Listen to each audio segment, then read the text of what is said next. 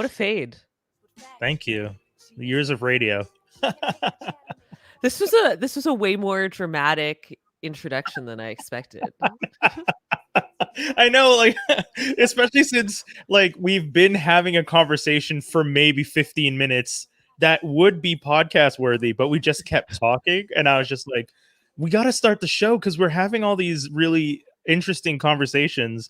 I talked about feeling like I had bitch tits because I was called that in high school. You talked about your lips and being called certain names. My DSLs. Yeah, I didn't feel comfortable saying it unless you wanted to say it because we weren't public yet. So I don't know, like I don't know if there's anything overtly like inappropriate about calling someone a dick sucking lips, right? I mean, I guess not. Like none of those words individually are an insult. Fair. Oh no, wait. If you call someone a dick, that is an insult. True, but it's also a name. So yeah. I mean, if you say it to a Richard, it's not that bad. I mean, you're right. Is the joke that like you have Richard's style lips? No, or that dick sucking lips is what DSL stands for. But it's interesting because as we were saying just before we went on air, it is all the trend now, thanks to I guess first Angelina Jolie and then the Kardashians. You know what? You're right. I will give credit because a lot of the times I get annoyed about the trend being so Kardashian focused, and it is 100% an Angelina Jolie thing. But she her lips were natural, right? Angelina Jolie? I think so. I don't think she did anything to them. It would have been weird because she was pretty young. She had those lips when she did Hackers, and Hackers she did when she was in her teens or like early 20s. I can't imagine she was already having surgery done. Mind you, she does come from money. You never know. Yeah. Anyway, I just, between you and me and the internet, and everyone who will watch this. Sometimes I call white people no lips. I'll be like, look at that bunch of no lips over there. But I think that's, it's like I'm trying to reclaim it after being teased in high school by all of these no lips, they thought that my DSLs were something to be made light of. Yeah. Because they themselves didn't have the experience of, a soft, cushiony mouth. And it's 100% that, right? Like I don't know if anyone calling me bitch tits was because they were jealous of my chest as large as it. Maybe they were though, yeah. Maybe they wanted to be a half back, running back. What is it? What is the big person in football? Oh, remember I told you run it. Linebacker. Lineman. There we go. Yes. So just to be clear to everyone who's watching this, reminder, I don't know anything about sports as much as because Hua Li, my guest today, because I realize some of you are listening to this and not watching. So first off, let's introduce wonderful, talented, incredible singer. I met you the first time when I was working at CJLO Radio. I was going around the campus trying to get people to not sign up, but people to vote because at the time, CJLO was going for a fee levy. This was years and years ago. I was working at the radio station. I was the program director, and I got to the music department, and I walked into a classroom and met you, and it was really cool because then we got to talk, and you had like posters up in the school at the same time under your like jazz performance because you're like performing under a different name, but your whole aesthetic was cool because what a self-obsessed student. What? No, I mean, I thought it was great because so your whole aesthetic was very much my style because I love caps. I own 75 caps, and your whole aesthetic was just like you were taking like jazz, but you were also being like really stylish with it, and you had kind of like a b-boy b-girl style blended with but doing jazz, and it was just like this kind of, and my uncle is a jazz musician, but my uncle is very much of the generation of like I want to imitate and be in the vein of like Nat King Cole and very classic. Like he, my bless my Uncle Foster, he's a stylish man, loves to wear a suit, has a great voice. And it's just funny, like I like the juxtaposition of like you doing your thing, wearing a cap, looking like me, because it felt like the blending of two worlds. And that was cool. And that was awesome when I got to meet you that time. And that's when we started talking. And that was years ago. Sweet. Yeah. Thank you for reminding me of that, because I actually totally forgot how we met. Yeah. And, like those people in Montreal where you're just like, yeah, I guess I've just known you forever. Like, Right. you've just, after that moment, you seamlessly integrated into my life. Yeah. And I've never questioned, but yeah, I totally forgot that. That's right. I guess Yeah. I've erased a lot of my Concordia days. Well, what was that? So you're not the only person who said that to me. So I always wonder, not to harp on Concordia, but what was your experience like in the music program? Because for me, I really always thought it was cool. It was so sad when you guys moved downtown, because at one point you were at the Loyola campus. And that's when I felt like, when I was at the radio station, I was just like, oh, it would be such a great opportunity to interact with some of these students and like get them to come through. And literally when I got hired as a program director around the exact same time is when you guys moved. And that made the whole trying to get you all to come and be a part of the station a lot more difficult. And that was hard, but it was great to see you guys downtown. But what was your experience like when you were at Concordia? That program has such a bad reputation on so many levels, and I think it's not fair. Mm, But I from what I understand, the program got completely restructured shortly after I graduated, okay. which is fine, I guess.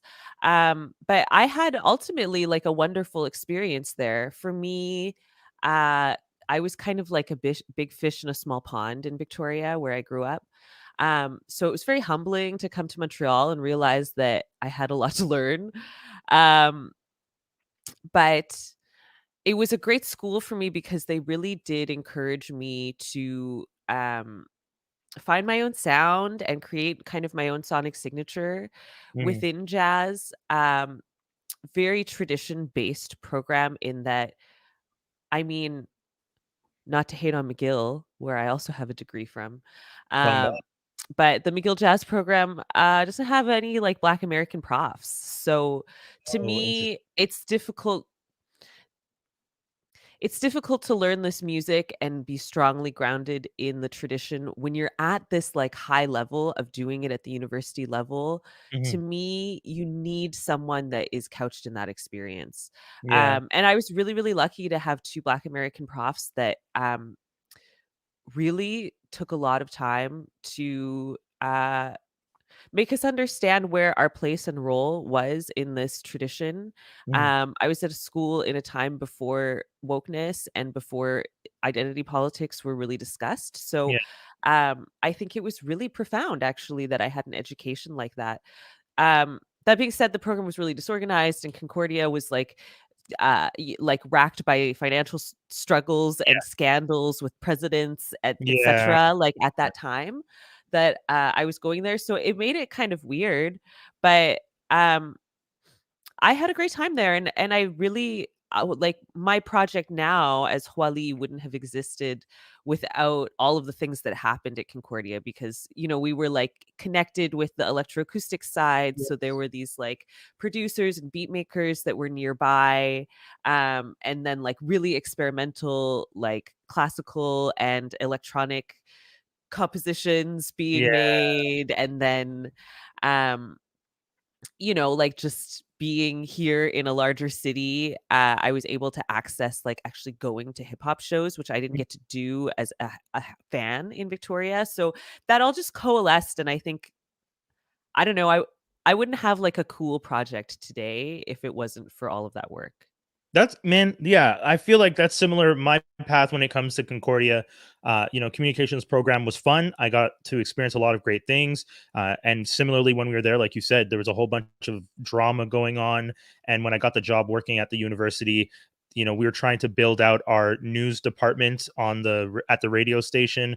And it was kind of it was this weird thing of us trying to grow and discuss the university more as a media and address the things that we thought would be important to students, but then also remembering that the students pay us because it's student fees that give us the money, and that the university still kind of deals with that. So you didn't want to bite the hand that feeds you, but technically the hand that feeds you is the students, but not the administration. And you're seeing how the administration is dealing with money. You start to worry about where things are going to go. But it was ultimately, like you said, the end result is we get to have this incredible experience, both being graduates from. Shout out to community radio, CJLO. Yeah.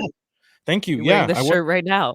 on purpose. On purpose. If you guys are watching this, shout outs. Make sure you go vote. Best of Montreal is happening right now.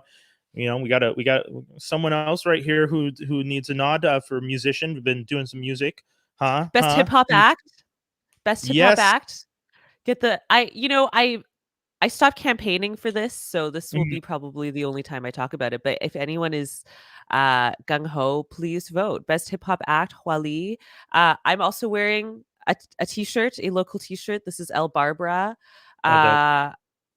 You could vote El best musical act, electronic artist, perhaps. I love it. Go out and vote. Vote for everything. And this time of year is always hard when you're like, because we got into the top 10 3 years in a row, and this was the year that I was like, I feel awkward asking people to vote for my podcast, my other podcast. But you have to. Like, that's the thing. That's actually how you get those spots. Right. But then it's like, I felt this way eventually of like, I feel kind of embarrassed to be like campaigning for this every year. And I wish it would just happen organically. Because like, Kate Trinata doesn't have to ask people. Right? No, it's true. Like Celine Dion makes it onto the list, and Celine Dion like makes it onto like any one of the most stylish, most this, most that. Celine Dion doesn't live in Montreal, guys. God bless her. She represents Quebec. She's done a lot of great things, but we know she's not here when we're talking about best of. And it's funny that they even have a stipulation now in the thing that like voting for anything that is not Montreal based will not be counted. And I'm just like, and I always wonder, like, did you add that because you're not going to consider certain artists who don't live here anymore? And I was just like, I feel like Grimes would still they would still count her, even though she hasn't lived here for like, I don't know, feels like 15 years, probably like actually 8 years. Yeah, true. And that stuff like that, I just wonder. I'm like, how do you make those decisions? What's the politics behind that? Well, then, I mean, that's tough because it's like a lot of artists come here for the cachet of Montreal as well. Okay. It's not the best place to launch your career, I think, but it's like has this reputation, and if you can associate yourself with the scene, oftentimes it can be an asset to an artist's narrative. So I think people actually do that. Like I think that's why Azalea Banks came. Yeah, to Montreal. My buddy was her DJ Cosmo. And my other buddy Morgan was her manager through So Fucking Raw Entertainment at one point, way back when, which was pretty cool. And I got to meet her. And yeah, it's true, because when I see a bunch of artists like that kind of pop up in Montreal, you're always just like, oh well, why Montreal? What made you decide that to come to this city? And then you realize that Montreal itself just kind of has a great vibe. Like even during the pandemic, driving around yesterday, you could tell like Montreal's not going to let this just sleep. Like we're still going to pop off. Like it was. I mean, yesterday was the last day of 9:30 p.m. curfew, and I felt like I was at a rave all day. Like everywhere. I was at Parc Charest. Parc Charest was full. It looked like Osheaga. Like I was like, what is going on? Like there were so many people. I straight up felt like I was at a rave. I kept thinking like, there's so much COVID in the air right now. Yeah.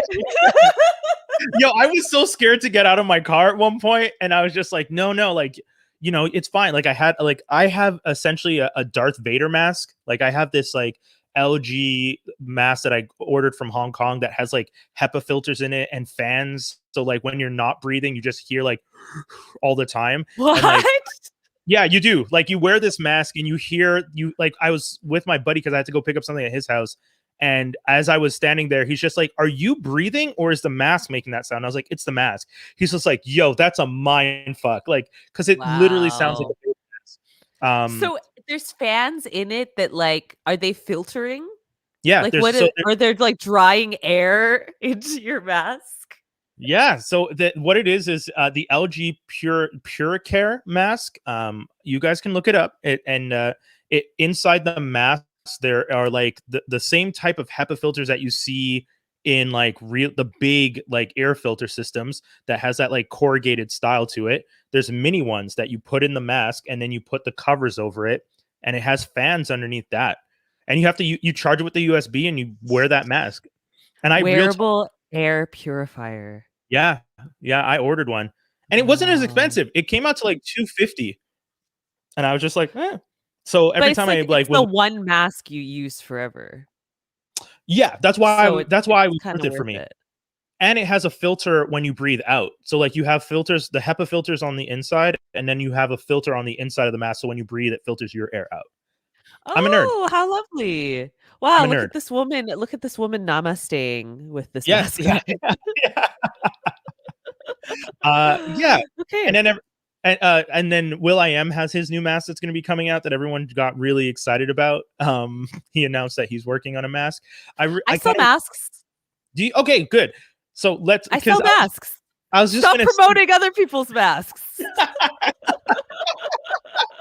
but it's funny because I was just about to say our artists are finding other ways of other revenue streams in the pandemic, and designing merch or having merch that represents you as an artist and getting support from your community is important. Why did you decide to sell masks, for example? Okay, get this, Brian. Here we go. I released my debut record, Dynasty, Yeah. in 2019 at the end of the year.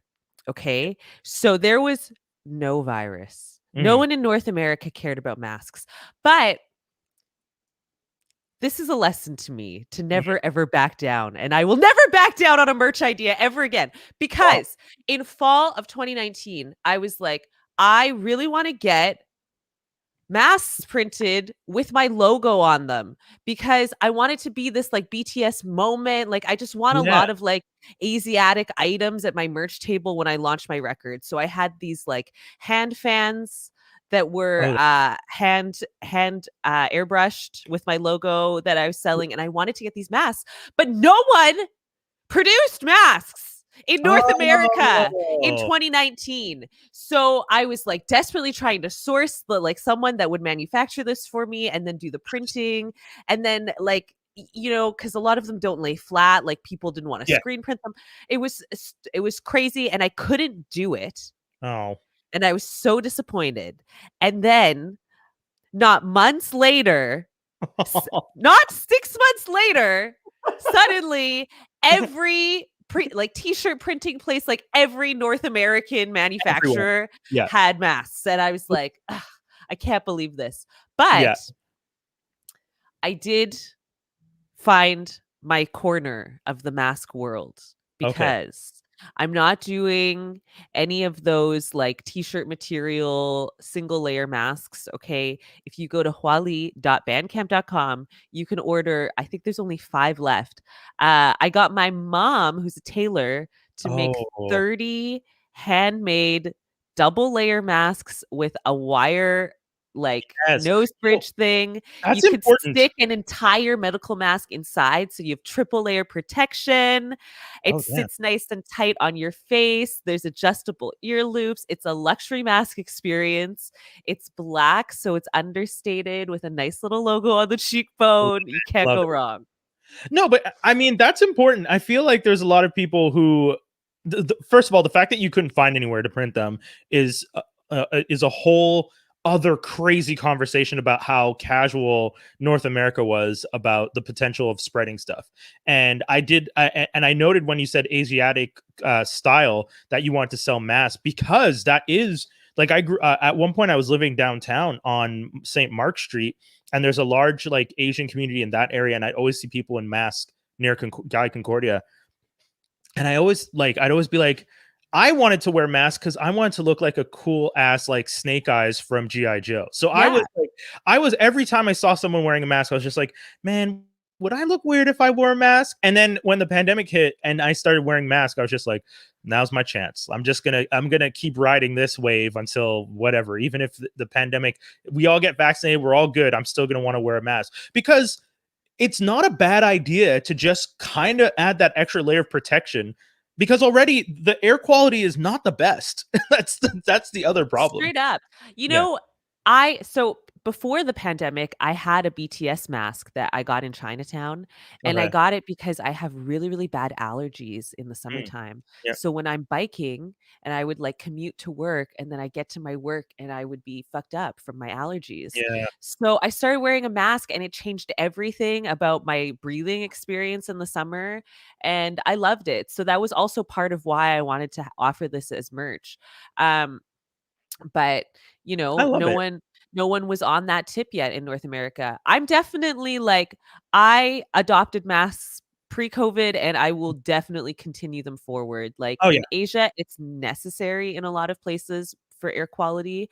Mm. But here, even just like allergies or whatever, like sometimes I just want some privacy. Like, it feels really nice to like be behind Yo! something sometimes. Can we talk about the whole experience that mass culture has brought about, where like um I was somewhere downtown and someone was wearing a woman was wearing a mask, and a guy, you could tell that this guy was trying to figure out if she was smiling, because he was like I'm standing, he's standing in front of me, she's standing next to us, and you can see he's trying to like just stare at her face, and I'm like, what is this guy doing? And then he's just like, you hear him like kind of mumbling to himself, and I'm like, what?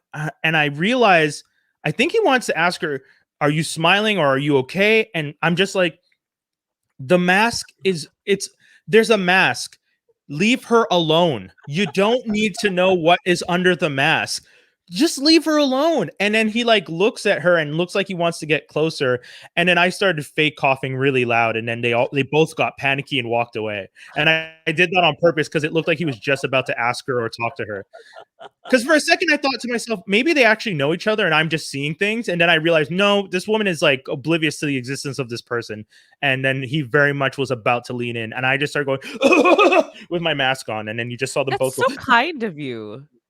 I mean, also just didn't want them because I didn't want to watch it. It was actually a selfish act, but it was beneficial to me that I didn't want to see this interaction happen. I'm happy that if it was a bonus for her, I wasn't really thinking of her at the time, though. I won't In lie. this day and age, when strange men approach me in the street, I'm like, "Are you fucking kidding?"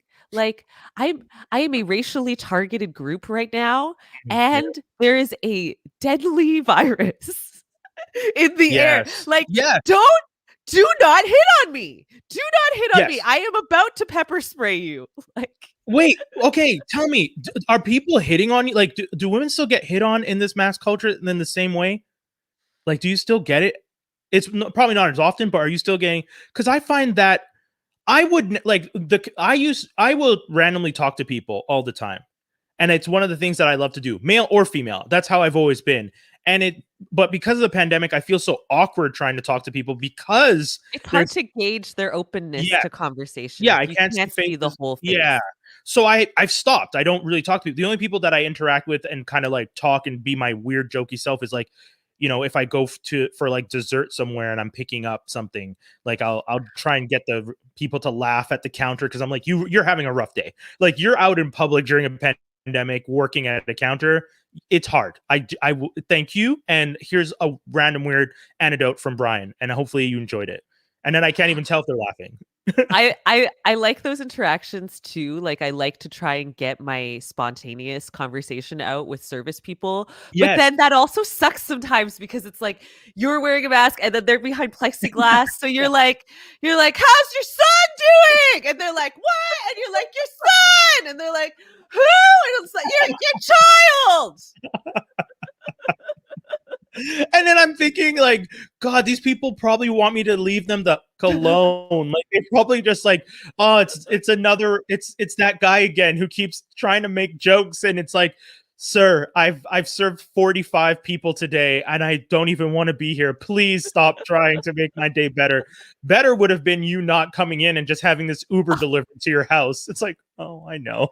Yeah, I wonder. Sometimes I wonder, like, do restaurant people like not having to interact with their customers? Oh, one of my friends who works at a restaurant 100% said like, yeah, like not the staff who works like the waiting staff. Obviously it's hard for them, but my buddy works in the kitchen and he's just like, nah, man, like we work in the kitchen and it's just that it's so much better. Like I just work in the kitchen. I don't have to worry about people coming in, people interacting, people being in the building. It's just like, nah, let's just keep it safe. And you know, we all have to do our things. We got plexiglass here. You got this. We're all trying to follow these criteria to get it done. And I'm like, wow. I guess like it gives a different perspective on service as well, right? Like it because you're not like rushing through like a dinner service Mm, and then like the pressure of the wait staff needing things at certain times. yeah. It's like, you just like do each order as it comes, Yeah. Yeah. And you you live your best know? So you're like, what's the like Uber driver gonna scream at you? Maybe. I don't know. Okay, I have a mask related question since we're talking about Okay, cool. COVID lifestyle. Um, it's something I I've have really another been wondering. after. Okay, well, let me ask my question first. Of Uh, course. Yep. so, do you, Brian, Yes. when you see people for the first time Yeah. in a mask, okay, I'm sure this has happened to you. Like, you see people in a mask, and then eventually, like, their whole face is revealed. Yeah. And that's always, like, surprising, because you fill in the Yeah. blanks, like, you Yeah. make Yeah. the rest of the face. Okay, so when this happens to Right. you, do you imagine the person is more attractive than they are, or do you imagine that they're more ugly than they are? And, like, when the reveal happens, where do you tip? I genuinely tend to think people are more attractive than they actually are. Like, there's a lot of times where people have taken off their mask, and I'm just like, it's not a disappointment. It's just a kind of like, oh, this is how you look. But there's very much that moment of like before the mask comes off, because again, I don't think I ever was sexually attracted to snake eyes, but just the allure of like the mask, just the allure of like the mystique, if anything, of like, I don't know, but I find like you're probably good looking under there. So then it's just like the whole dramatic like remove of the mask, and it's just like, you're just a regular person, and I can just sit myself down and be okay with that, as opposed to like, oh, like, angels starting to sing in the background, but I finally see the full reveal. Yeah. Right.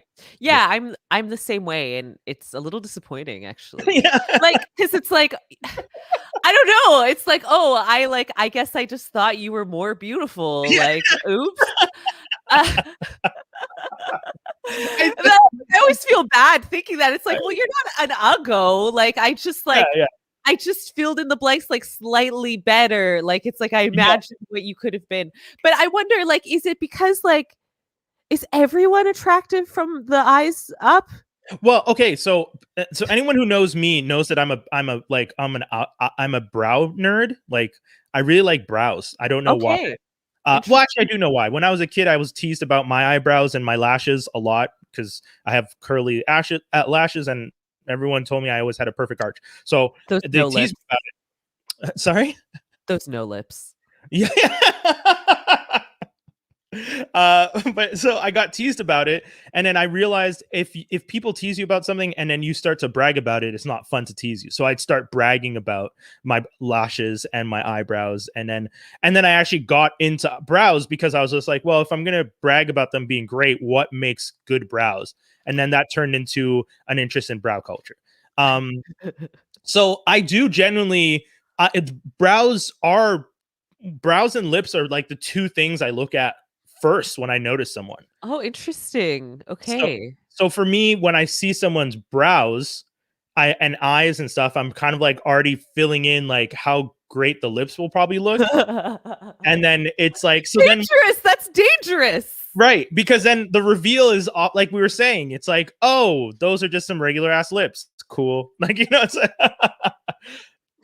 Yeah, I such is mean, life. Such is it's gone really wrong a couple times. Like, I really imagined, like, a different bottom of a face. It's like, yeah. it's made me appreciate how many different types of bottom of face there really are The one in that this throws me off world. the most the one that throws me off the most is the chin, because like there was someone once who, when they took off their mask and I saw their face shape was completely different from what I had imagined, Right. because the way the mask felt like fit on their face really hid the structure of the jaw and everything.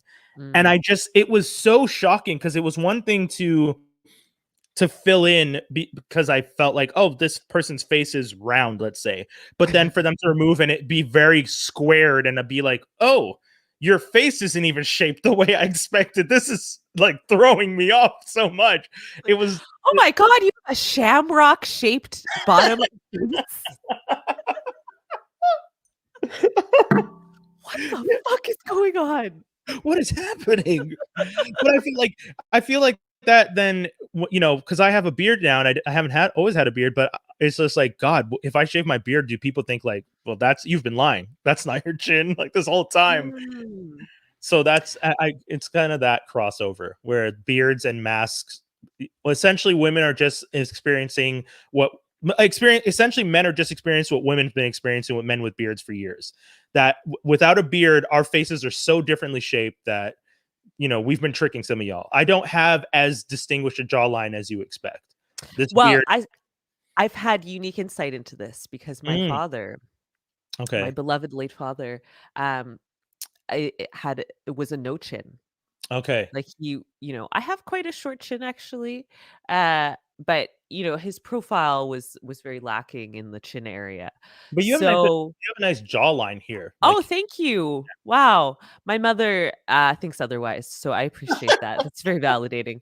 Um, Yes, so my dad grew a beard because he okay. he wanted to hide his no chin, and we all knew that about him, and he would talk about it. So it really clued me in from a young age that this is one of the many Oh yeah. means that men deceive women. So I, because then my mom went on like my whole life talking to me about how she didn't like my chin because it was too small. And it's his fault for having a beard and lying to her. So, um, I, traditionally, I'm not often attracted to people with beards because okay. I You think think of it I as I feel like it you're must be hiding. deception. Yeah. But usually, if I'm with someone with a beard, I get with them in a Before. time that they don't. Yeah, because then Yeah. it's like, okay, yeah, then then Yeah. I know what's happening under there. That is hilarious. I can't even Maybe remember. if I were to date someone with a beard, they would have to show me like pre-beard photos so I could verify. Are my children going to have chins? I need to know in advance. I love that. Right. Yeah, I can't remember the last time I've been without my beard. So sometimes when I look at pictures of myself from the past, I'm just like, oh God, never shaved this. But it's not even like I have a bad jawline. It's just very much that I feel more comfortable in my face shape with the beard.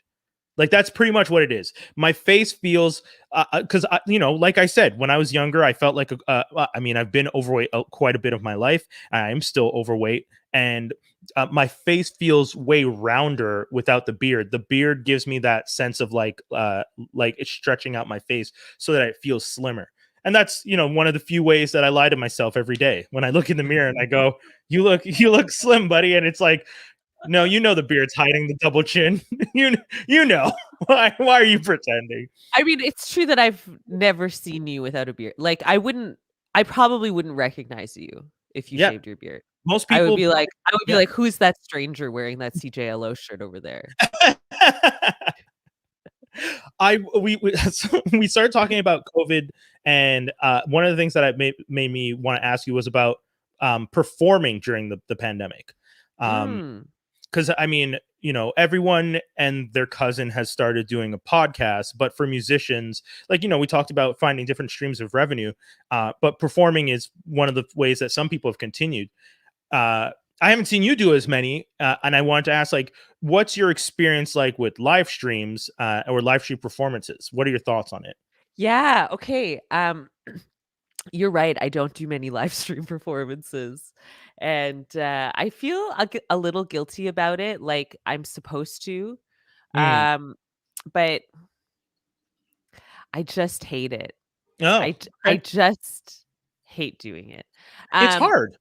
I've done, like, kind of every possible context of this as well. So, right when the pandemic hit, I was very blessed to receive one of the Canada Performs, micro grants to do a Okay. live stream performance, Oh, cool. and that was in the living room era, right? Like, that was, like, right when the pandemic hit, everyone was stay at home, and Yeah. every musician in the world did a living room Yes. live stream. Yeah. Um, so I did that show, and it was cool because in that context, you get the instant feedback from seeing the comments and stuff from the Yeah. audience. And I was alone at my parents' house in Victoria at the time by accident, and I was scared that I had accidentally moved home. Like, I was just really I didn't know what was going on. Like, all of my tour dates got canceled. Like, Oh, okay, yeah. I felt stuck in Victoria. Like, I was supposed to be in Montreal, but then I just didn't go back there because I Yeah. was scared. And like, it was just It all was, like, scary to crazy. travel. Yeah, of course. Right, and then I was like, "Oh my god, like, what if I accidentally moved home as a Oh, 31-year-old? Like, this is interesting. this No, is the no, last thing I want." So I'm doing this show, in this context, and so it's nice to connect with everyone, but then the show ended, yeah. and then I was just alone in my parents' basement, Oh. like, and then my parents didn't watch the show. So then I, like, went upstairs, and it was early, like, I did it as if it was Eastern time, Okay. so that I finished and it was, like, dinner time, so then I, like, went upstairs and quietly had dinner with my parents, and it was just so, Wow. That's yeah. like, I don't know, it just made me feel terrible. Oh. I So mean, then the oh, context is amazing though. Like yeah, that. it's a good story. I'll Yeah. I'll never forget how, uh, awful that felt. Sorry. Okay, so then I did a hybrid show a few Okay. months later. I was invited to do a Domesicle at SAT, Okay. which is Cool. usually one of my favorite concert series Mm. when it's in real life, and this Yeah. was fine. It was the first it was right when venues opened again in Montreal. So Okay. it was one of the first audienced events ever, Yeah. post-COVID ever of all time. And, that was I was scared, like, I was really afraid of getting the virus, Yeah.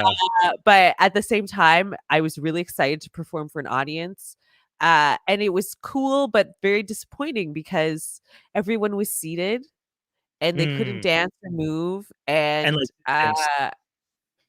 those people who've seen me perform know that I like to kind of riff and banter with my crowd. Yeah. Especially a hometown crowd, I like to be a little sarcastic, and I don't know, it just was it it wasn't that wasn't the vibe. People were reclined on beanbag chairs staring at the beautiful projections, so I Yeah. that also it wasn't the cathartic, energetic release I was looking for. Yeah. Yeah. 'Cause And then the your other shows show I did energetic.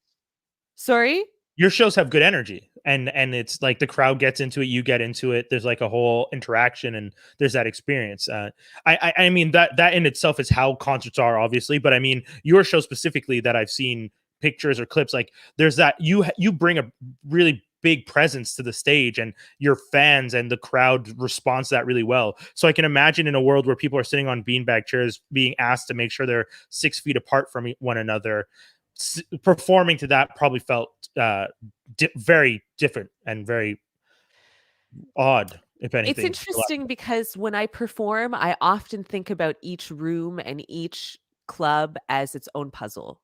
Mm, And I'm still pretty early in my career, so when I tour, I'm usually an opening artist, and I take this role of, like, my goal here is to, like, galvanize this audience and excite them so that they can rally around the headliner. yeah, So I can be almost like a bully sometimes when I'm in an opening crowd. Like I'll like yell at people until they come and stand and dance in front, and I'll yeah, like I like to do these crowd control things, and that's part of the fun for me. yeah, So when the aim is actually to keep everybody apart, and like you don't want them to yell and scream because then they'll send uh, droplets into the air, aerosols. Yes, And then the aerosols will come and kill me. It's weird. It's like I feel like I don't get to play the game in the same way.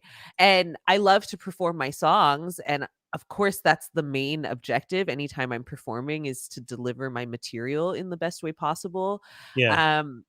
But yeah, I don't know, part of the fun of it gets taken out in those contexts.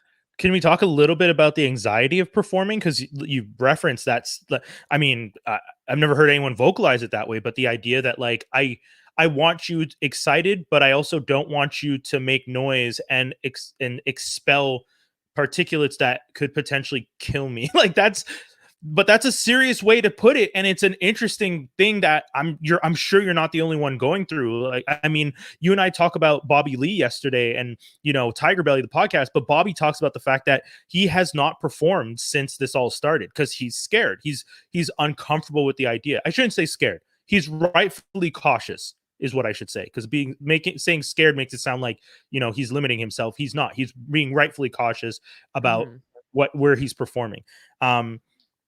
So, and I think that's an interesting thing that like Bobby talks about and you're talking about. There's a reason that people can be cautious about how they want to do these shows. I really identify with this feeling that Bobby Lee also often expresses in his shows, where he talks about how like he's like, well, I'm not going to do stand up in Zoom because it's not the same art form. Like you're not feeling the energy, and you can't riff, and you can't do a lot of these elements that are part of performing live in front of especially like club sized rooms.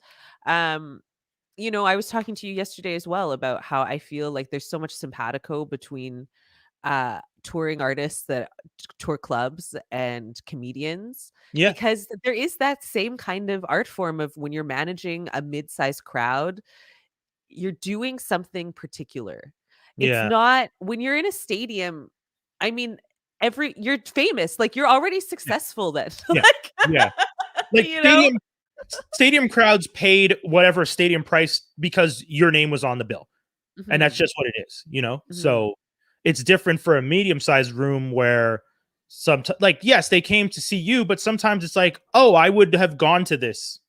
Like I like this space, and they put on good shows. Sometimes the venue itself, like you said, Lesat, for example. I know people that go to Lesat just because Lesat. It doesn't even matter who's performing. They love the venue and they like the experience of being in that space. Yeah, definitely. And I think even, let's say, like, I don't know, you're playing Bar Ritz and 200 people, you're the headliner, and 200 people bought the ticket because they're huge fans and they want to be in the room with you. Yeah. There's a particular intimacy in a room of that size, no matter how big you are as an artist, that is so fundamentally different than being in a Metropolis or a Bell Center, because that sheer, like having 2,000 people in a room, suddenly it's a mass. And when you're performing for a mass, you don't have to do any kind of interaction you make with the people you can see is like a cherry on top. In terms of the way that you interact with your audience. Whereas I feel like in a mid-sized room, you have this kind of more intimate responsibility, but you can do more too. And that's part of the joy of it. Yeah. I never thought of it that way. It's true. Yeah. I mean, I guess for me, it's like when I saw Dave Chappelle at the Bell Center and Dave Chappelle at a smaller room at Place des Arts and Just for Laughs. I was in the third row at Place des Arts, and like my best friend's was next to me, and he's South Asian, and Dave made a joke about my best friend being able to fix his phone. He's just like, you guys know how to fix phones. But it's like at the Bell Center, he didn't make any jokes like that because it's the Bell Center, and he can't have like, the people in the balcony at the Place des Arts could still see my buddy is South Asian at least, or have at least an idea. I'm at the Bell Center sitting in the back. I'm not going to like that little girl he's talking to, or that, because at one point he made a joke about you shouldn't be here, you're too young. But I only know the person's too young because he said you're too young. Not because he said you shouldn't be here, So yeah, it's interesting to think about. God, yeah. Concerts and just performing in general is such an interesting thing to think of before, and now that COVID has happened, it's gonna be such an interesting thing to see how it adapts for the future. Um, but I definitely understand what you're saying about doing it over Zoom and, like, what Bobby was saying about the over Zoom. At that point, I feel like, I think Chloe and Hale, or Hallie, sorry, Mhm. the sisters, even the way they've been doing live performances, they're essentially just making music videos.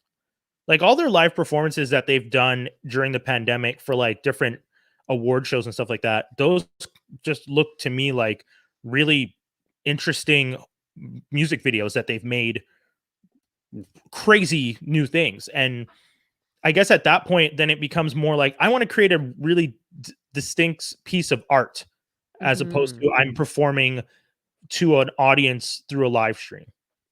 Right, yeah, I mean, I think there's this interesting evolution that's happened over the past year where it started with, "Okay, I'm in my home and let me show you like, we're all at home and let me do this for you here as a musician."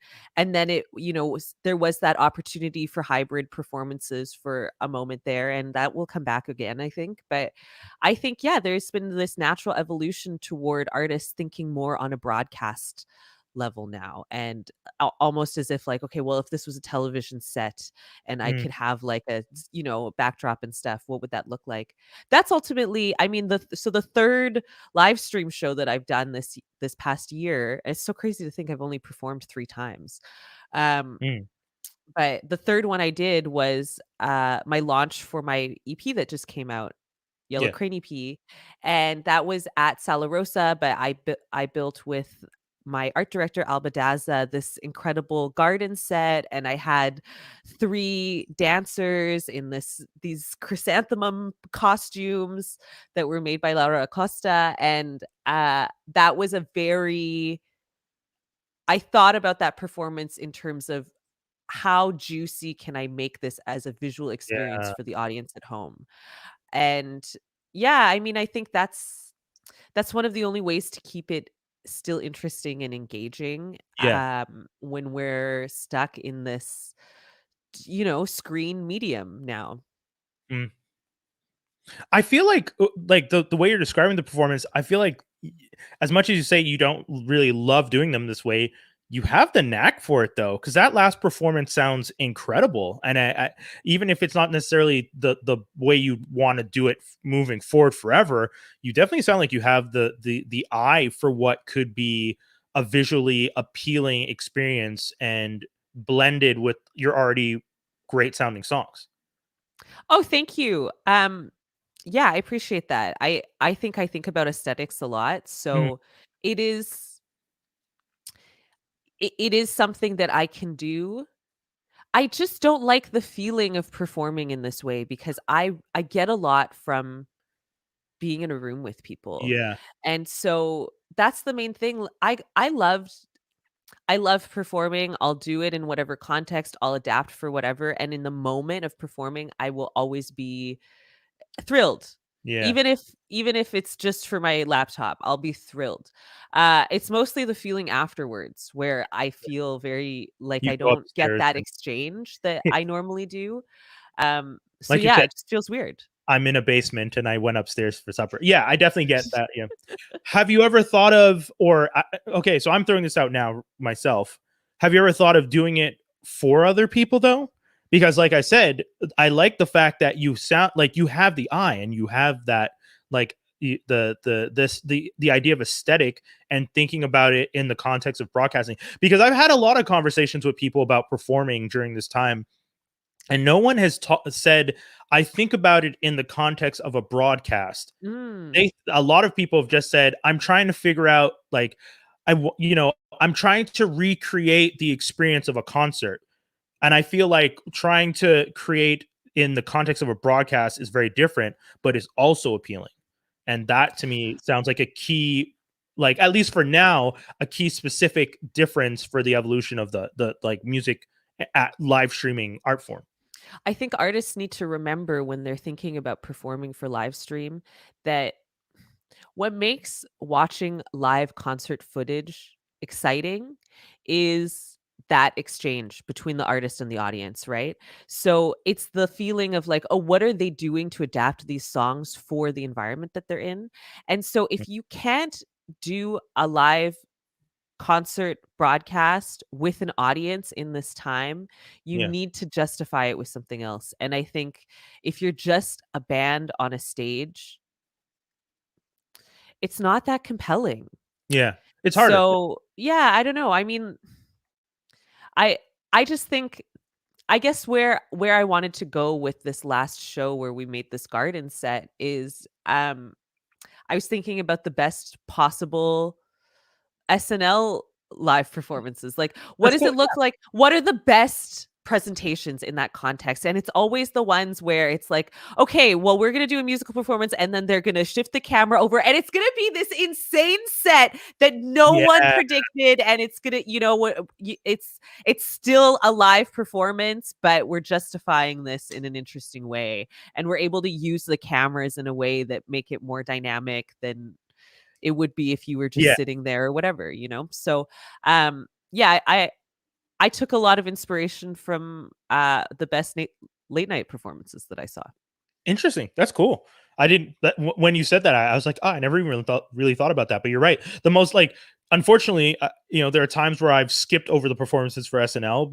Sometimes, like it's Yeah, usually because they're standing there in a circle as a band, and you're like, who cares? I'm okay. gonna listen Good, yeah. to you're lip syncing anyway. Right. Ashley Simpson Destroyed it for everyone. Yeah. Now everyone knows you're always lip syncing. Yeah, the Wizard of Oz has been revealed, and it's just a guy with a lever. Yeah, no, it really was, and that was kind of like that moment of knowing that the artists do like lip sync their songs really changed how I like SNL, because then it's just like, why I don't really want to, unless it's someone I really, really am excited about. Like I like St. Vincent, so when St. Vincent performed recently, I watched that performance because I was just like, St. Vincent is pretty cool. And like Kid Cudi just did the one this past weekend, and I didn't have a chance to watch it, but I look forward to watching that one because I've seen the internet blow up about how great his performance was, and he always brings it. Kid Cudi, who is someone that sounds like, I mean, he's been pretty honest about all the things he goes through, but when he hits that stage, he's delivering that show for you. And that, I respect that a lot. Yeah.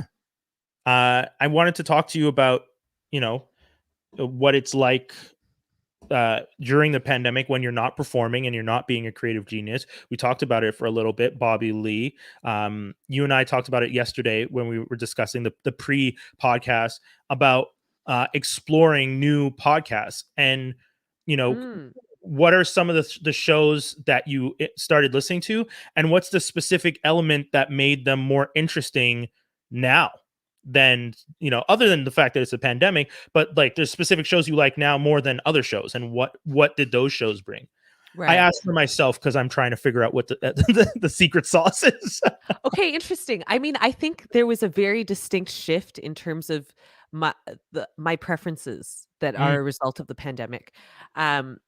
I I for one, overall, I take myself less seriously now, which is great. Yeah. It's like part of the self-discovery that comes with being isolated. Oh god, yeah.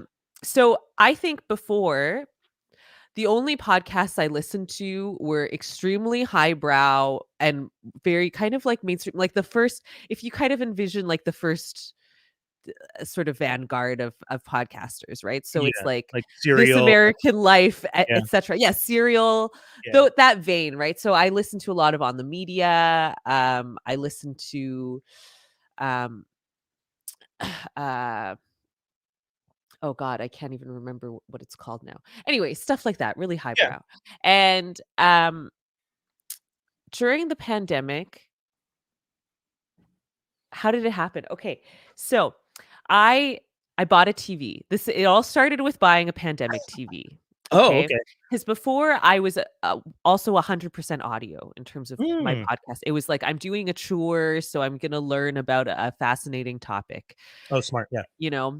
So educate yourself while you're doing things. Yeah, right. Always highbrow, always very serious, and I got this pandemic TV, and I then I got Crave because I was like, okay, now I can finally be relevant and know what Yeah. everyone's watching, and I want to delve in.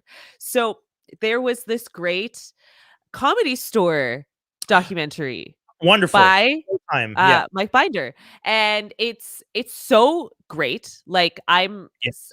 I've always had an interest in stand up and knowing about stand up comedians, but I'd never like really explored it deeply. And it was just such a great. I just loved this documentary series so What? much. Yeah. It was wonderful. And very hilariously, because now that I've watched Tigerbelly, I know of all of Bobby Lee's anxieties around it. But Yeah. I discovered Tigerbelly because of this one episode that in this documentary series where they talk about all of the podcasts that emerge out of the Comedy Store scene. Yeah. And Bobby Lee is in that. He's also throughout. They just have these little interview moments with him. And I was just like, I remember this little Asian.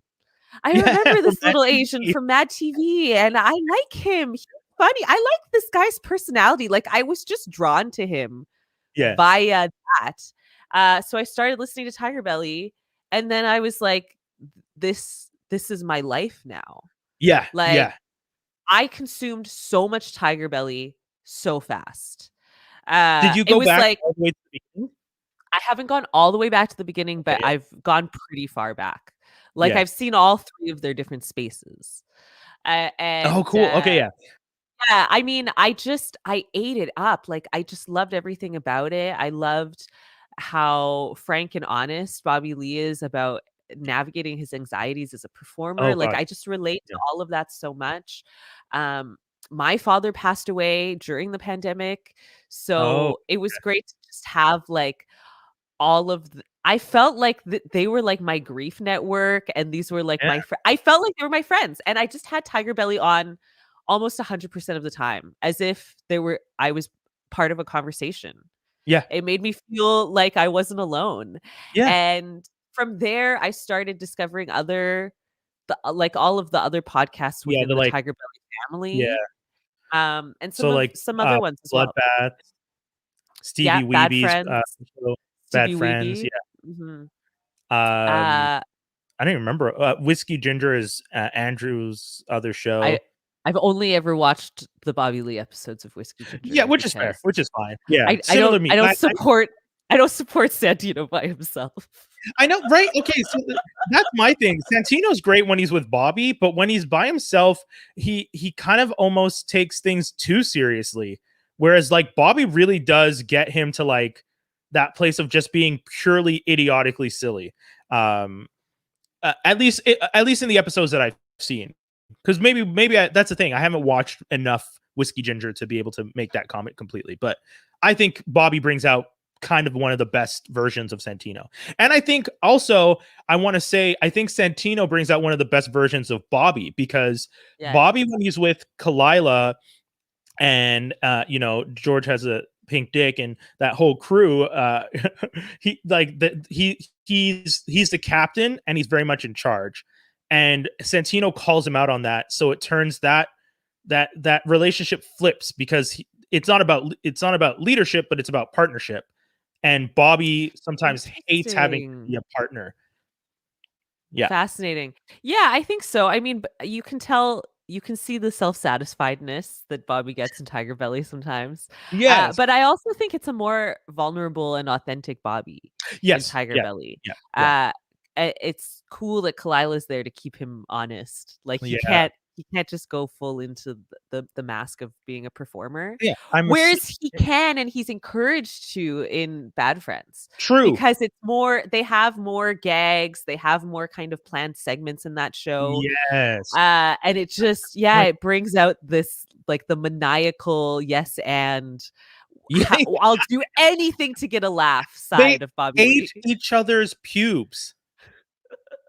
Like, there you go, folks. If ever you needed to think how insane it gets when Santino or Bobby together, they ate each other's pubes. And I don't even know what to say to that, because then I think back to like Bobby and Khalyla, and it's just like, you're right. Khalyla will be like, Bobby, no, and Bobby's, and then they're like, give me bup bup, because afterwards they have to reconcile, because sometimes I think it's great that there are times where they've stopped the podcast and come back, and you can tell something's happened, and you're just like, wow, how real did that get? Because these two, like, whatever that happened, we're seeing the like reaction and them coming to terms with that interaction. Their relationship is so inspiring to me because they're pretty upfront in terms of how hard they have to work to understand each other. And Yeah. I like that they come on and they talk about their fights, Yeah. and Yeah. um that they show a lot of willingness to be able to understand each other and hold space for each other. Even someone as insane as Bobby Lee, like, Yeah. you really get to kind of have this insight into how thoughtful he is and how seriously he takes family as well.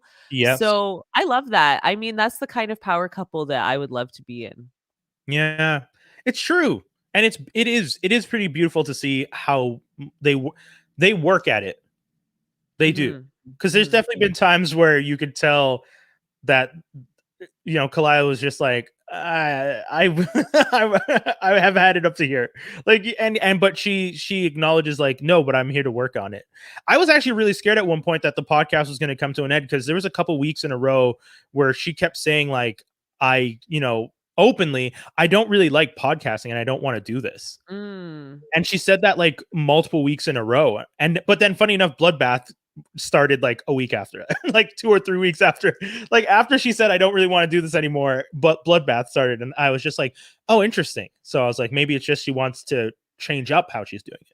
Well, I think I've seen an interesting progression in Khalyla post Bloodbath as well, Mhm. because she seems so much more engaged and empowered Yeah. in the Tigerbelly context. Like, she's contributing a lot more. I find, yeah, she just seems a lot more confident.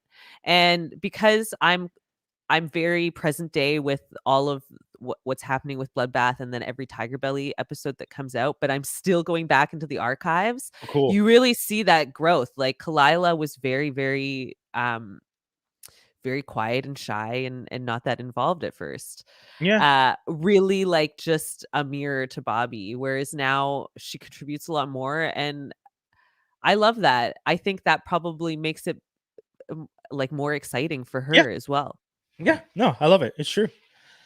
I mean, those are some great pandemic recommendations. The Comedy Store documentary Mm. on Showtime, which if you're in Canada, you have Crave.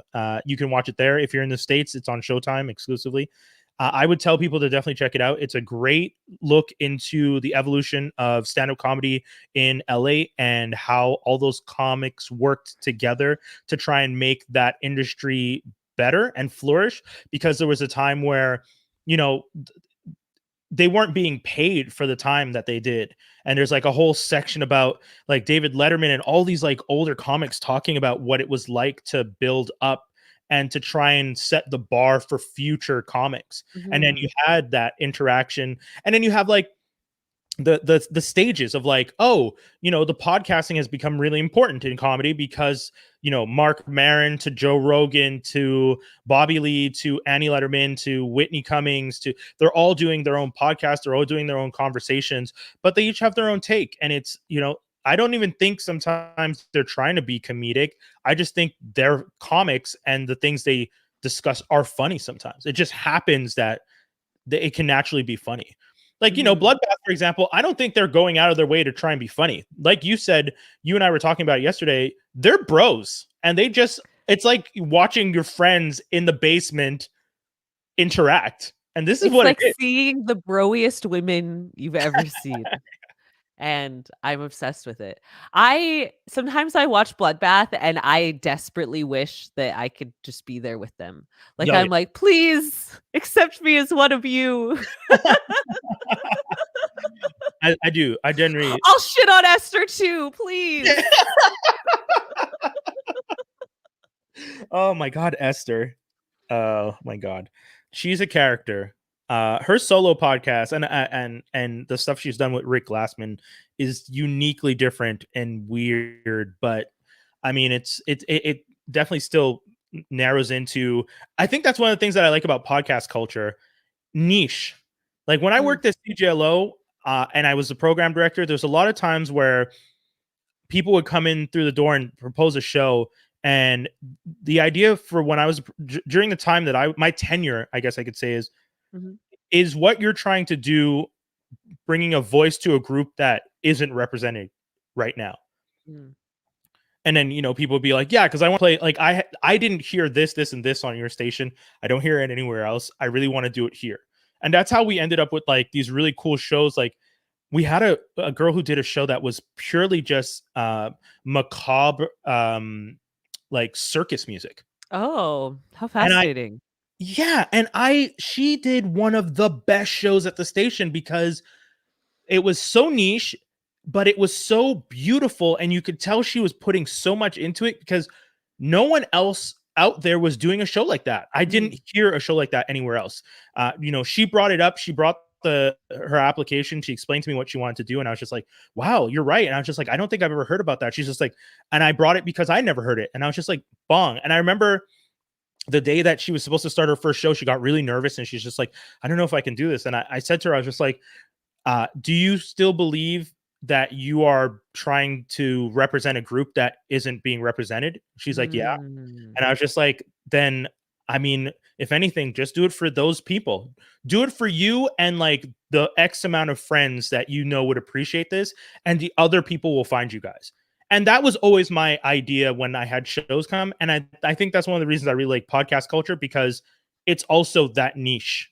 Like there's a niche thing, and me and my group of friends can be into that niche thing. And then all the other people who are into it will one day find it and get to interact with it. Like you with Tigerbelly. Tigerbelly's been on for a couple years. You recently found it. And, you know, when I said to you yesterday, when you said, I like Tigerbelly, and I said, nosotros papayas, we get it. Anyone who's watching this and hears us say that, they know the deal. We're Slept Kingdom. We're fam, and it's fun. Yeah. Yeah, definitely. I love the way that these podcasts have brought me into the world of these comics too. It was cool to go from that Comedy Store documentary into just like, you know, like listening to Santino and Bobby talk about what it's like to be there every night, and you know, just like shit that happens in the parking lot and XYZ, like, you know, just I don't know.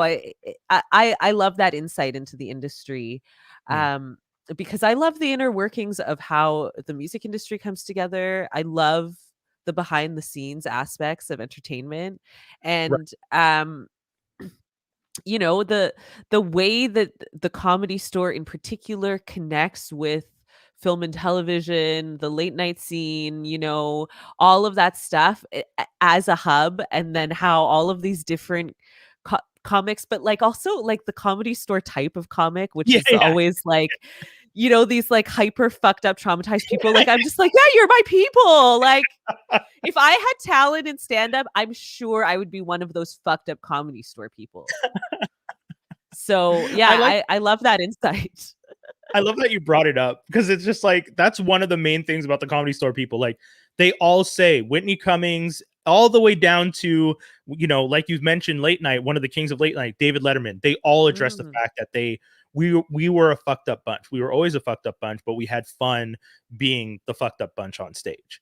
And that, you know, and David Letterman, funny enough, is the introduction for me into late night, because I remember the late night war, you know, quote unquote, with him and Leno.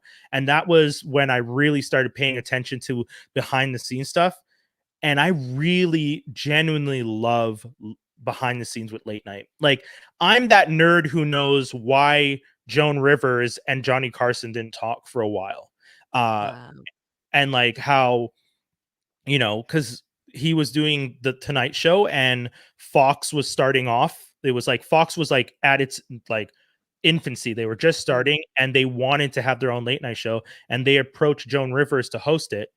And Joan never spoke to Johnny about it and took the job.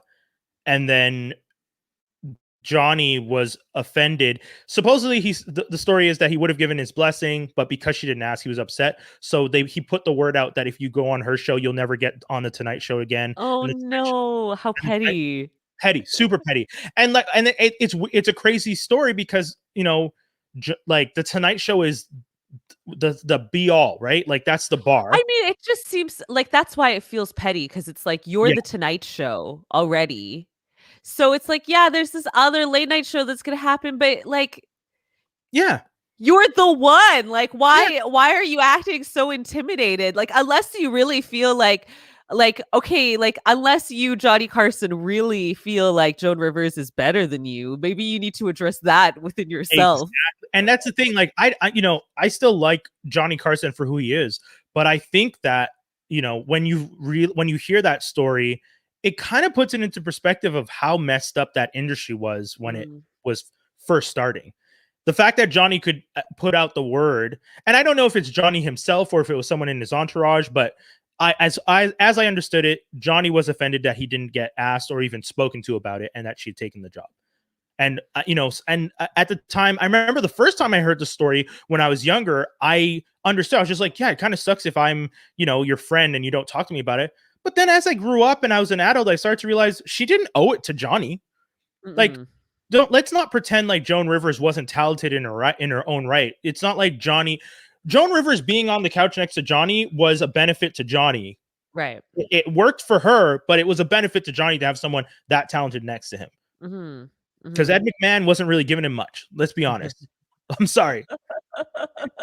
Mr. Million Dollar Checks wasn't really the laugh track master over there. He's no Andy Richter if we're going to talk about good sidekicks. So Right. True, true.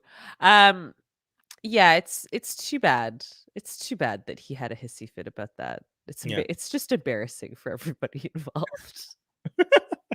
I mean, yeah, and that's just late night, and I'm just a weird nerd about that stuff behind the scenes. You know, Letterman versus Leno. I've watched that HBO special about the late night war. That was, Okay. yeah, there was like a book, and someone made a movie about it. And then, you know, then there's the Conan versus Leno afterwards, and Right. Larry Wilmore having his own show, and then that getting canceled because quote unquote viewership numbers. But it's just like, well, you know, he was doing a good show, and you guys probably just didn't give it a chance. And now you Mhm. have Amber Ruffins doing her show, which kind of feels like a graduation of. I mean, for me as a person of color, it's like Arsenio Hall, George Lopez a little bit. Then you have David Allen Greer, who did a version of a late night show, and you have Larry Wilmore, and you have Amber Ruffin. And I'm What sure. about Daisies and Marrow? Yes, exactly. Yeah, I'm thinking I was talking more in the traditional old fashioned way, but yes, and then Okay. you have Jesus and Marrow who are doing a And completely there's different. Lily Singh too that's doing Yes, pretty true. much Yeah, the traditional yeah, format. she did. Yeah, yeah. And I'm happy that we have that list now Mhm. because that's an impressive list of great people of color who are doing late night differently. Because Okay, so I I have dreams of being a late night host myself. It's Bong. something that I really, really wanna do, Okay. and I am interested in your opinion about this since you know so much about the background and the format. Yeah. Um, do you know anything about the history of late night in Canada? I know that we used to have, oh, what's his name? Mike. Yes. What's his name? I can picture him. What's his last name? I can't remember his last name right No one now. knows. Oh, That's part of the issue with him. oh. But it was good. It was a fun show. It was like People he did. didn't like that show. You know what? In the few episodes that I watch of it, because again, it's that competition of, you know, the like 10-1 ratio with the states to Canada. I always say Mhm. that. I always remind people because, you know, I have friends who, you know, are just like, I'm gonna be the biggest, and it sucks that I have to go to the states to do it. And I'm just like, yeah, I feel like there's that weird industry thing of like they're 10 times larger. So, you know, if you can get 10% of people to pay attention to you in this town, 10% of that population is equal to 50% of that population over here. And that's kind of how I think about it. That Yes. network. However, I think a Canadian late night show would be so cool because Oh, then you get to go into all of the Canadian stars oh, and, for sure. you know, addressing that US thing. And I don't know. Mhm. I think it's lacking. And Well, Lily Singh is Canadian, and that yeah, but is she's it. in the States. I That know. show is an American based show. It's on an American I network. know.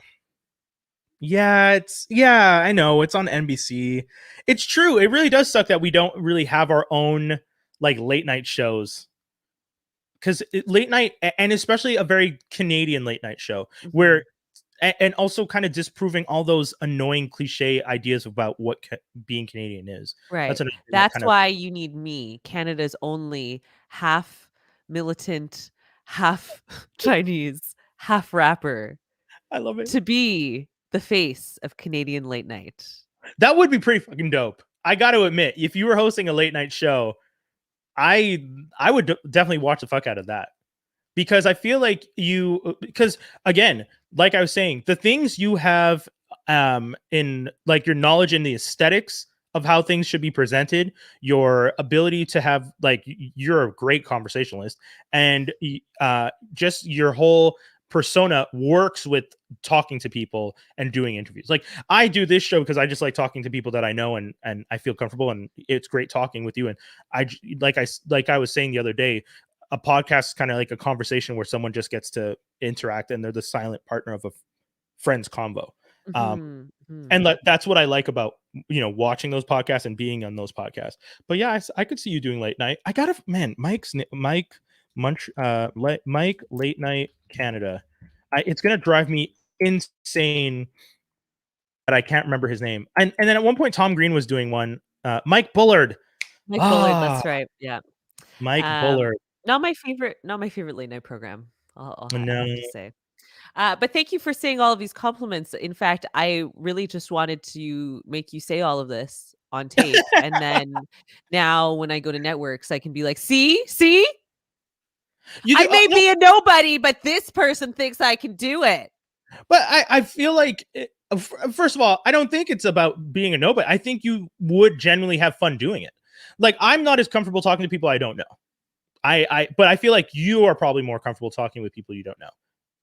Yeah, I mean, also, the context of a show like that, even if this is the thing, okay? This is the angle I would like to take one day.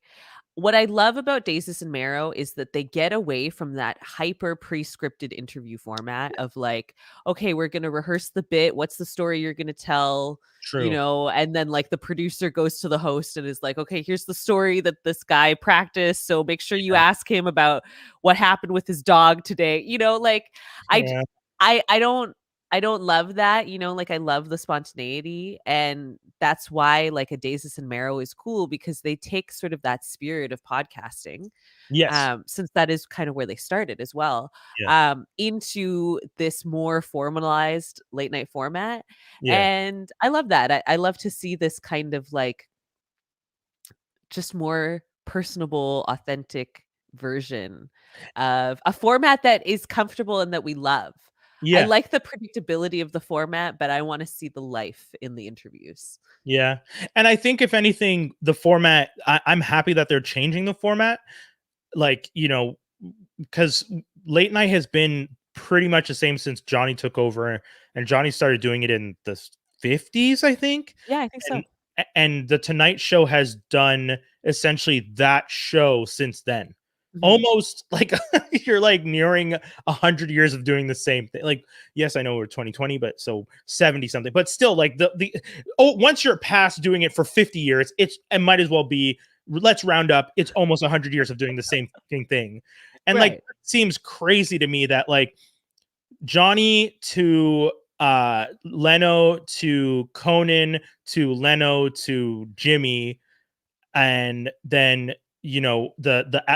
after the late show is like Letterman to Conan to Jimmy to Seth, and you've done that format for as long as I've watched late night television since I was a kid. You've done that format of the desk, the mic, the couch, and the sitting. Craig Ferguson came on and did the show on CBS, and he was one of the most interesting. And then he was just like, but I actually didn't want to do this anymore. Like, I did it and it was, it was fun, but he does that whole thing of tossing the cards away because like you're saying, doing the traditional thing gets super boring. Like, you're doing this 5 days a week. Some of these guys were recording 5 episodes in 4 days because they just didn't want to have to do it every day. And like that is telling of like how often can you be repetitive? But then you see something like Jesus and Marrow, where those guys riff on something that's happening, they interact with people, and it's, again, like you said, that podcast format, that special, unique interaction between friends that makes it more comfortable. Because when I'm watching Jimmy or Jimmy Kimmel, or if I'm watching Gordon, I'm still watching. Even if Gordon does the whole thing where he comes around the desk and sits in front of you, that's just part of the shtick of you trying to break the mold of the classic. Right. Whereas Jesus and Marrow are actually, they don't fit into that mold. Even if you tried to put them in that mold, it would never even look natural. Like, and they don't want to fit that mold. Yeah, I like taking it out a little bit from the format, like really putting your own style onto it. Yeah. At the same time, they always say the reason that we love to rewatch TV shows and movies and reread books is because there's something comforting about that. True. So that's something I also appreciate about late night, is that the predictability is in, I know how this show is going to unfold. Same with RuPaul's Drag Race, something that I'm very passionate about. I love watching Drag Race because there is a comfort in knowing exactly what challenges are there every season, and it's different every time because the queens are different, and obviously there's so much drama that erupts from having a bunch of drag queens together. I have to watch it. I've never watched. I think I've only watched one episode in the first season because someone was just like, "You gotta check this show. It's pretty wild." I would start with later seasons, Okay. actually. Like maybe season 4 is a good one to start with. Okay. What season are they up to now? 13. Hot damn. Okay. Yeah, 13 is the finale is coming up in a couple weeks. Oh, cool. Yeah. And for my friends who I know have been trying to get me to watch Drag Race for a minute, for those of you out there who are like, how have you never seen it? I stopped watching reality TV and all those shows in after like the third or fourth season of Big Brother, because I had an awakening of, I was constantly complaining about reality TV. Well, there was the writer's strike, right? And that was like the huge explosion of reality TV came when the writer's strike happened, because you could make cheap shows with little scripting, and essentially the script. It was like a producer and an editor who were editing this to give you a script or whatever. Right. And I was just like, and I was constantly complaining about it, but I was also still watching Big Brother. And then I realized I'm being a hypocrite. So I like cold turkey stopped watching Big Brother in like the middle of a season, and like drove me crazy because I really wanted to know what happened. But then I realized, like, no, that's just the addiction of you being into these shows. And I just stopped, and I stopped watching all reality TV shows, competition or otherwise. So yeah, I do, but that's the thing. I feel like since then, people have told me the art form has evolved and has been elevated, because it sounds like RuPaul's Drag Race and some of these other shows are not just doing the, Survivor season 1. They're doing something akin to like Real World meets like competition. And that sounds kind of. Yeah. That sounds interesting. I think for me also, Drag Race, every queer has like a love-hate relationship with Drag Race because it's the only thing we have. And so it's like, I feel like every season begins and then everyone's like, fucking World of Wonder, that's the production company, always like feeding us this bullshit. But then we eat it every year, girl. Like, it's just like we eat it up. And so I don't know, it's a funny balance, but I have a major soft spot for it. I have a lot of friendships that revolve around this show, like we'll watch it on our own, and then we'll get together and watch it and talk about it, or so I hear that. Like, I have one of my close friends who, the one thing she did during the pandemic was and I kept telling people from the beginning, cluster confinement is okay, right? Like creating bubbles. And I was saying that from jump. Like the first time they said we're going to have to do 2 weeks, I already told people it's not going to be 2 weeks. It's going to be a lot longer. And I think people, you do your 2 weeks, but then you can cluster, and that's okay. You'll have to cluster with people that you're close to, so you don't have to get on public transit, but like cluster. And that's the one thing she did during the pandemic. She clustered with these other 2 or 3 friends, and they clustered specifically so they could watch RuPaul's Drag Race every Friday. where Yes. yeah, every Friday, that was her thing. Like, she was not available for anything because I'd always be like, "Oh, you want to do like a video chat or whatever?" She's like, "No, you know me, Fridays, I go to my friends." And I'm just like, "Wow, It's okay." Drag Race Day, Drag Race Day. Yeah. Yeah, and it's amazing this season, I keep saying, like, nothing happens this season. It's the longest season of Drag Race ever. There's been so many episodes where no one gets eliminated, and it's crazy. I've Like, it heard that. drives me crazy, but at the same time, I'm like, "Thank you so much for stretching this out," because I would be so depressed if, like, before the weather got nice, Drag Race was over. And Oh, also, it's a nice mirror for our condition right now that it's like it just goes on and on and on, and like there's no developments. Like I'm like, what a hilarious, exactly the same feeling of being alive. how much have they had to adapt the show in the pandemic? They did a whole documentary, like hour-long documentary episode about how Wow. they Okay, they cool. did these changes. So I'll check that out. yeah, just watch it. I'm not gonna talk about it. The fans know. There you go. Love it. Love it. Okay. Hey, Hua Li, this has been such a fucking amazing conversation. We had an hour and a half convo yesterday, and I was like worried how natural I can try and. But then you said you're just like, yeah, but we're both talkers, and I was just like, she's right, and you're right. This is so much fun I know, because I can't believe it's already been 90 minutes. legit, like I just looked up and I was just like, oh my god, because there's like one time where I did a pre-interview with someone, and then when we tried to do the podcast, we couldn't because it was just we were literally just repeating everything, and even the person and I were both like, maybe we'll just take some time and record this another time, like, and we just didn't record because we were just like, it feels weird. But Right. I had fun, and we ended up talking about things that we didn't talk about yesterday. I love to avoid everything that happens in the pre-interview. That's one of Yeah, my cagey tricks as a well, performer. but before, but also what's gonna be good for you when you eventually get your late night show. Exactly. Yes. I'll keep my guests Bomb. on their toes as well. Can I be the sidekick? Can I be the Andy Richter? I mean, I feel like we have some great chemistry here. So, this could work out. I Plus, told you have all of this deep Layla knowledge. yeah, no. So, I could use that. Bong. Okay, so I'm looking forward to being the Andy to your Conan and us doing a awesome Canadian late night talk show. Let's do this. Let's do this. I love it.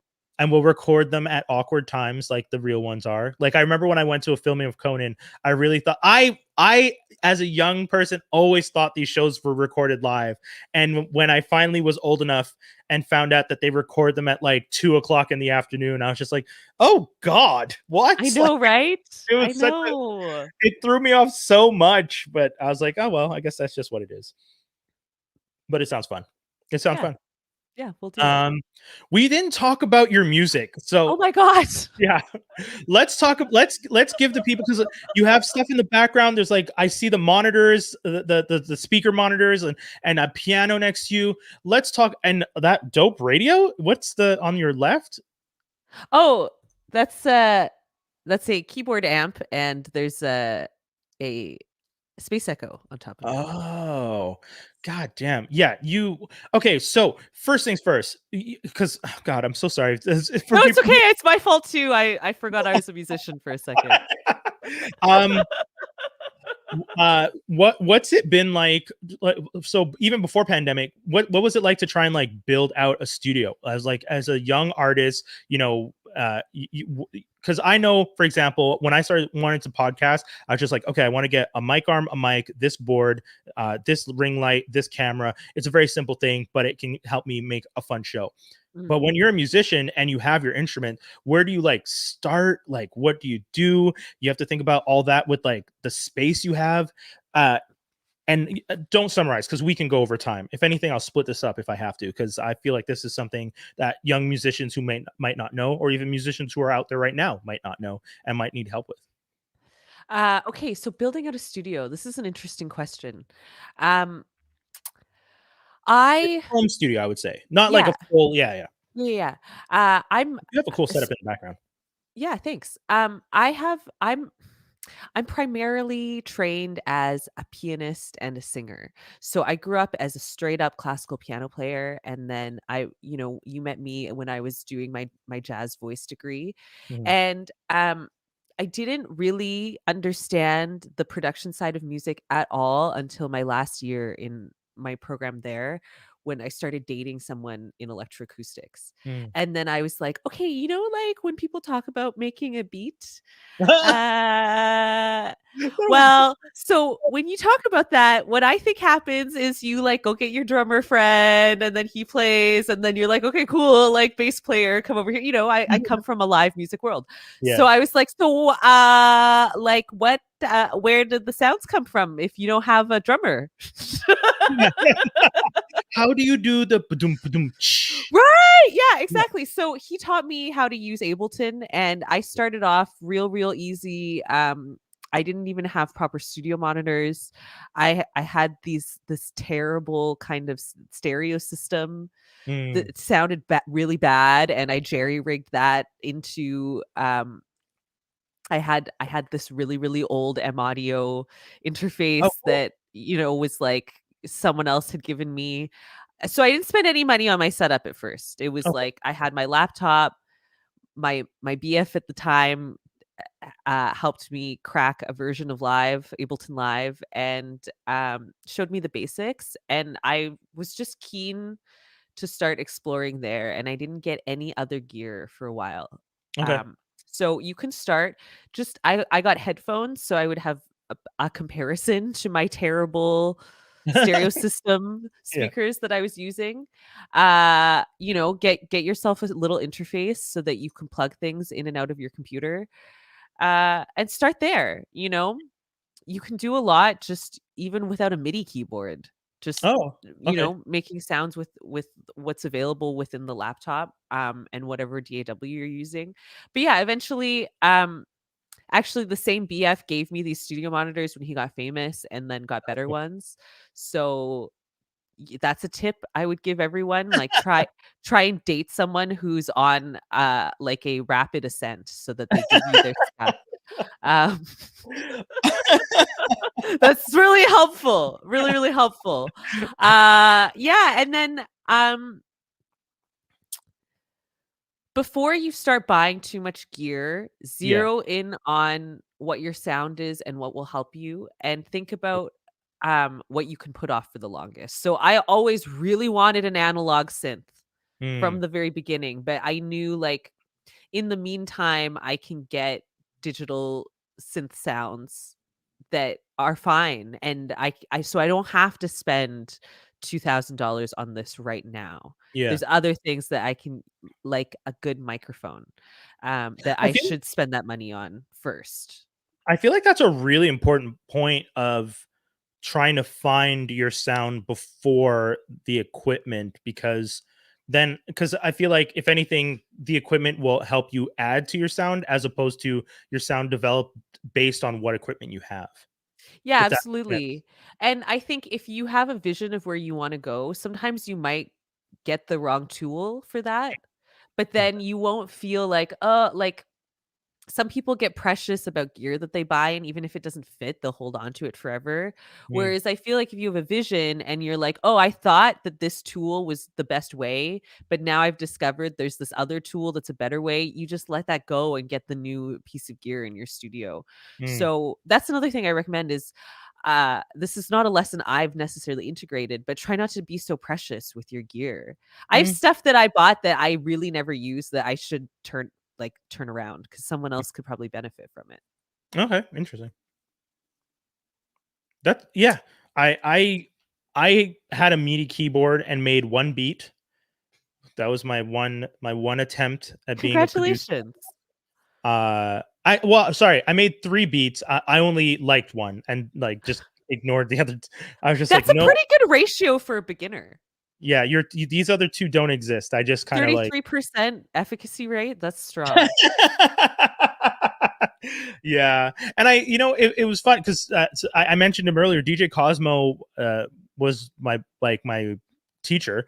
Mhm, Um, I bought, I he taught me on, I guess no, was it Ableton we were using? I think it was Ableton, and I bought a 25 key keyboard with pads on it, mhm. and I just made my first beat using the music from the soundtrack from an animated superhero movie. And that was fun. It was so much fun to chop up. Like, he taught me how to chop up stuff manually before he showed me that it can do it in the system. Like, you can do this thing where it like chops up the Yeah. yeah, he didn't teach me that. Like, he was just like, and then it was funny because he really did show it to me like a teacher, where it's just like, learn how to do things on your own, and then you can rely on the technology to do it for you. But it's better for you to know how to do this on your own, because you might not always be able to rely on the technology, or it might not do it the way you could do it. And that was a really cool lesson to learn, or like literally the second or third day. And Mhm. because I was like, I'm not gonna lie, I was a little annoyed because when he showed me that it could do it and it essentially cut the sample almost exactly how I did, I was just like, I that took me 3 hours to like learn and like cut and like listen through and like space it so that when I hit this key, it was like this much of the sample and this much. And he's just like, yeah, but you did it and it did it, but the way you did it's probably better and probably specific to the sound you were trying to create. And I was just like, fine. And then yeah. Yeah, learning it that way also helps you be a little bit more, like, learning to do it without the function within whatever software you're using Yeah. teaches you how to move away from the software function as well. Yeah. So if you're learning how to chop manually and then eventually you're like, okay, generally I like it this way, so I can set my like splice to new MIDI track function is like every beat, or I know how where to place my warp markers to get the slices where I want them. That's Yeah. great, but then after you do that, you can be like, actually, I wanna, like, adjust this a little bit or, Yeah. so you just learn to hear it in a different way too. Yeah, it was a great experience. I had a lot of fun. But I like podcasting, so I was just like, this $200 keyboard that I bought, I could sell and get like this soundboard and this mic for the same Mhm. price. And that's how my podcasting began. I literally sold the keyboard and bought this board, the soundboard, and this microphone. So I love it. I love it. See? And that's why you shouldn't be precious about the gear you buy, because if it, you can let it go, you can yeah, discover where your voice truly shines. that is a valid point. Yeah, because I kept that keyboard for like a good year, thinking like, no, like I just bought this, I gotta try. Like, and then it was just like, as soon as I sold it and I got this board and this mic, I was just like, this is exactly what I wanted to be doing. Like, this is so much fun, and started podcasting, and I just genuinely enjoyed doing that with the guys more so than I did making beats, which is unfortunate because I had fun making that beat, but it lives in the abyss. I don't know where. I put them up on a SoundCloud somewhere, and then like that's it. I don't even think I have to log in, and I think I made the 2 of the 3 private, so you can't even. So I can almost literally never find. I'd have to like dig up the password to try and find them. Yeah, but I was proud that I sampled for the second beat that I tried to make. I sampled Canadian artist Crash Test Dummies. Oh! Yeah, that was What a reference! What yeah. a reference. That is absolutely not where I expected that to go. Right? Like that was one of the things that I felt really good about, because when Cosmo and I were talking about things that I liked, he's just like he's like, I feel like if you continue with this, you're going to have one of the most interesting like crates, because you are into very different music. Like I have a very I have a very vast interest, but you also know where to find it. Like, you seem like Mm. you know where it's just like, yeah, man, like this movie has this soundtrack. Like, Meet Joe Black has this original soundtrack where there's a sample that does this keyboard piece that goes dun na na na na dun dun na na na na na na na. And if you could take that part and go na na na na na na na na na na, Wow. and I was like telling What a mind for sampling. yeah, and I was like telling him this, and he's just like, dude, I'm telling you, if you keep going, you will do. And I was just like, yeah. And then like a year later, I was like, and sold. So there's definitely times where I want to go back to it, but it's also like, I'm okay with just living this with these ideas in my head, and maybe one day I can try and find some. Well, if anything, when we make the theme song for our late night show, we can Mhm. work on that together. Yeah, Which, absolutely. I mean, you can just be an idea feeder in that way. Oh, cheers. I totally would do that. Hashtag idea feeder. Yeah. Okay, listen. I have to go. Yeah, me I would too. love to talk to you forever, but I have another meeting. I'm gonna plug all of my music stuff. Yes, I was just gonna say. Uh, Please, everyone, write every Canadian television network and tell them that you want a late night show with me as the host and Brian also I'll be the on the sidekick. show I'm as the down. sidekick. Um, and in the meantime, help me accomplish my dreams by buying all of my stuff on Bandcamp, Huali, HUALI.bandcamp.com. You can follow me on Instagram at HualiGram. I'm on TikTok at Huali Talk. And I'm Hua Li Music everywhere else. Bong. Please support me. Oh, also follow my YouTube channel, YouTube/C/Hua Li. And